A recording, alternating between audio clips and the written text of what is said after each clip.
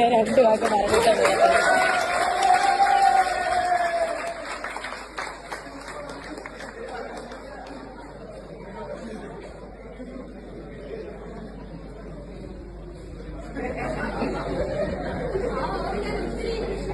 വളരെ നല്ല ക്ലാസ്സായിരുന്നു.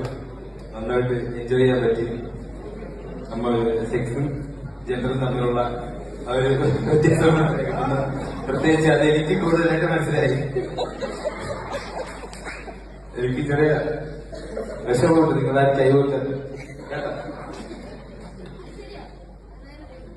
കുഴപ്പമൊന്നുമില്ല. ഇമോഷണലി കുറച്ച് ഡാമേജ് ആയി.